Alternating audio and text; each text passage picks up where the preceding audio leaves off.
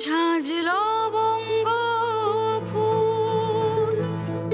লবঙ্গ, একটা কম্পিটিশনে তুমি হেরে গেছো বলে তুমি আমাদের কাছে ফিরে যেতে পারো না?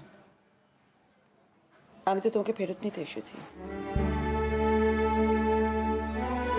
আমার ছেলেকে একা ফেলে রেখে তুমি এভাবে চলে আসতে পারো না। কিন্তু মা, আমি যে আপনাকে জেতাতে পারিনি। জেতাতে না পেরেও তুমি তো নিজে জিতে গেছো। মানে মা, আমি আপনাকে হারিয়ে কি করে নিজে জিতে গেলাম? লবঙ্গ, তুমি হয়তো কম্পিটিশনে হেরে গেছো, কিন্তু তুমি যেভাবে আমার জন্য লড়লে, যেভাবে এগিয়ে গেলে, তাতে তো তুমি আমার মন জিতে নিয়েছো। আমি বরাবর চেয়েছি তোমাকে হারিয়ে দিতে, বরাবর। আমি হারিয়েও তোমায় দিয়েছি। আমি তোমার পেছন থেকে টেনে ধরেছি, আটকেছি তোমাকে, কিন্তু তুমি তা করোনি। তুমি আমাকে সামনের দিকে এগিয়ে দিয়েছো। আর তাই একটা কম্পিটিশনে হেরে গেলে বলে তুমি ফিরতে পারবে না তোমার বাড়িতে? তাই কি হয়? বোঝান বিহান, মেয়েটারে বোঝান। কতবার বলেছি, শোনেই না। এবার কান ধরে আমি শোনাবো।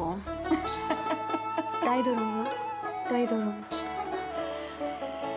আজকে এসেছি তোমার এখানে, একেবারে পেট পুরে খাবো। উনুন তো জ্বলেছ, কি রান্না করছো শুনি? এই যে মেয়ের মা, বেয়ান এসেছে, জামাই এসেছে, রান্না বান্না কি হবে? ওর বাবাকে বলুন যে বাজার করে আনতে। হ্যাঁ, এখন ডাকতেছি, এখন। নীল, যাও, তুমি যাও। ও মা, জামাই কেন যাবে? নীলের পছন্দ মতো জিনিসগুলো দেখিয়ে দিয়ে আসবে তো। ঠিক আছে, আমি লবু প্রাপে ডেকে আনতেছি।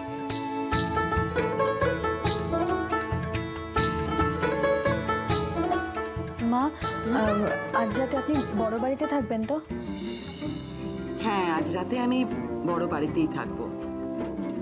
তোমাদের এই বড় বাড়িতে, যে বাড়ির মানুষগুলোর মন এত বড় হয়, সেই বাড়িটাই তো প্রকৃত অর্থে বড় বাড়ি। এটা তো তুমি আমাকে শিখিয়েছো লবঙ্গ। আমি আজকে এই বড় বাড়িতেই থাকবো। কেমন লাগছে বাবা?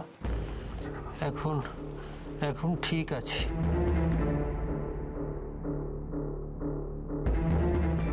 ডক্টর, কি বুঝছেন?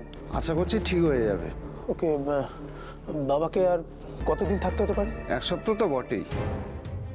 আঘাত খুবই গুরুতর, ঠিক সময়ে না আনলে মারা যেতে পারত। মাই গড, কি হবে বাবা? কিসের কি হবে? তোমার কুকিং কম্পিটিশন আমাদের যেবার জেতার খুব দরকার ছিল বাবা।